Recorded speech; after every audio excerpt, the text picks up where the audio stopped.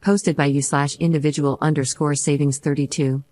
For context, my husband is white and I am mixed. My mom is Puerto Rican and my dad is white. My mom has very dark skin and my dad is quite fair. I'm pretty white passing, which, for those who don't know, means you can't really tell that I am Latina unless I tell you. A running family joke is that melanin skips a generation because my maternal grandpa is also very fair, but my maternal great-grandma is very brown. With that out of the way, I'll get into my situation. I have been with my husband for 7 years, married for 5. We have a 3-year-old little girl who is the light of my life. When she was born, she had a head full of dark brown curls, dark brown eyes, and a fairly olive complexion. She looks like me when I get tan. You can definitely tell she's part Latina. Despite knowing all this, my mother-in-law has gotten it into her head that my daughter isn't my husband's. She's been telling anyone who will listen that I must have had an affair because there's no way her son's child could be that color. Yeah, how nice. My mother-in-law has always been standoffish with me. She never made a big effort to get to know me and was always more polite than anything else. My mother-in-law has made some offhanded comments before about Latinos, but my husband would brush them off because she's from another time. I wanted to write off her behavior as just her not being educated enough. I realize now that was my mistake because it gave her the okay to keep going. When my husband and I heard from my sister-in-law that my mother-in-law was saying this, we invited her over to talk about it. I was really hoping we'd be able to fix this. However, what happened was my mother-in-law going on a rant for about 15 minutes.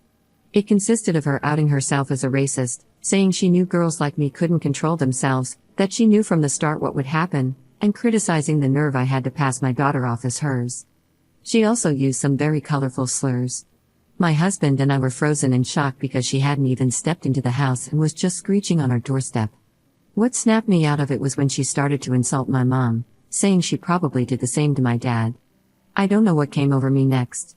I've never hit someone before, but I ended up smacking her so hard her glasses fell off.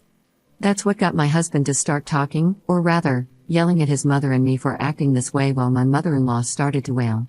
Yes, I shouldn't have hit her, I know, that's wrong. But hearing him imply I was in the wrong the same way my mother-in-law was made me angrier. I told him he's just as much a racist as his mom if he was trying to make me out to be as bad as her. I got my keys from inside the house while he was trying to calm his mom down and left. I drove to a hotel and spent the night there. Now it's the afternoon and I haven't left the hotel room since checking in. My husband and several other friends and family have been trying to reach me. I only replied to my sister-in-law to tell her I'm safe at a hotel and ask her not to tell my husband where I am. Guilt is starting to sink in, and I'm questioning everything. Did I allow my mother-in-law to do this? Did I showcase behavior that made her think I was cheating? Does my husband think I cheated, and that's why mother-in-law has this in her head? And, of course, should I be apologizing to my husband for hitting my mother-in-law? I know violence is wrong, and I hate making excuses, but I just couldn't handle someone talking about my family that way. Update 1. Thank you to everyone who gave very insightful advice. I spent quite a bit of time reflecting and was able to get an emergency meeting with my therapist this morning. I only have my sister here, as my parents moved back to Puerto Rico to be with my grandparents 5 years ago. Here are some questions I want to answer quickly.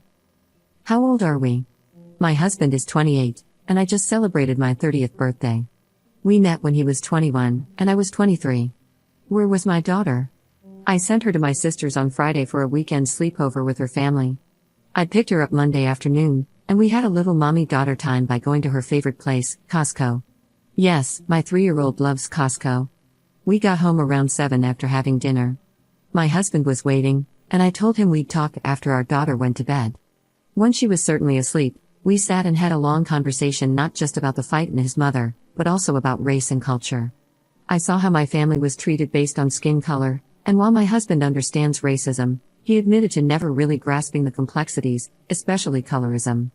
A lot of you suggested that I take my daughter and leave or predicted that he'd leave me.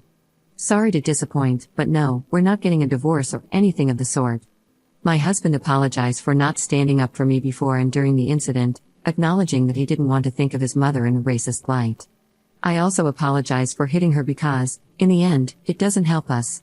He forgave me and said that if it wasn't his mom saying it, he'd probably slap them too. We decided to go to a marriage counselor, hoping to find one that specializes in interracial marriages. Our daughter is going to face challenges in the future because of her race. It's sad to say, But unfortunately, racism is still alive. We want to know how to protect her and uplift her so she does not feel ashamed of her heritage. We've made the decision to go no contact with my mother-in-law and any people who try to bridge communication between us and her. She will have no contact with my daughter unless it's years down the road and she shows significant changes in her behavior. My husband will be driving to her house tomorrow to inform her of our decision. I consider a paternity test and DNA test, but only if my mother-in-law pays. I don't want to entertain this on my own dime. We've also decided not to make any public posts regarding this. If people want to believe her story, that is on them, not us. My husband knows our baby is his. The irony is she looks more like him than me. Her curls are even from him. I do hope this is my last update. If anything else happens, I might come back. Thank you again to everyone who gave valuable advice. I'm sad my daughter won't have a grandmother in the States, but it's more reason for us to plan trips to Puerto Rico. Update 2. Hello everyone, I think I jinxed myself by saying I hope this will be my last update, because unfortunately, for lack of a better term, the situation continues to deteriorate. For those of you saying I should be arrested for slapping my mother-in-law, I hate to disappoint, but she is not pressing charges. This is all thanks to my husband, who said he'd expose my father-in-law's various affairs.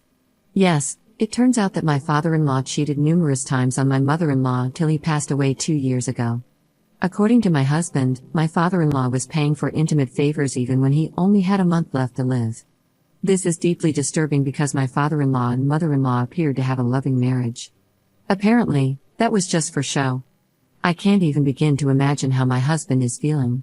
We talked about it, and he said he feels deep shame for keeping it from me, but also shame because his parents' marriage wasn't at all what they pretended it was.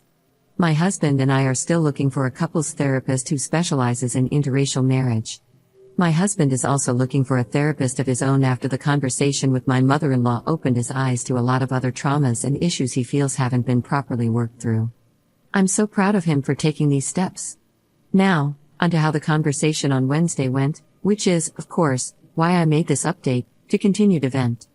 As I mentioned in my first update, my husband went over to my mother-in-law's house to inform her that her behavior is unacceptable and will be going no contact for the foreseeable future. My mother-in-law didn't take this well. The irony is that she told my husband he couldn't keep her from her only grandchild. Funny, because she spent the week claiming our daughter wasn't his. She threw some colorful insults at me, claiming he was never like this before he met me and that this was all my idea to hide my apparent affair. In response, my husband said that if she's so certain on cheating and that our daughter isn't his, she can pay for a paternity test and hire a private investigator to find my affair partner. You know, the affair partner that doesn't exist. My husband says my mother-in-law's face turned a comical shade of red, and he swears there was steam coming from her ears. This is when my mother-in-law said she'd press charges, and my husband responded that he'd just tell everyone about my father-in-law's serial cheating. My mother-in-law apparently burst into tears, got down on her knees, wailing that he couldn't leave her.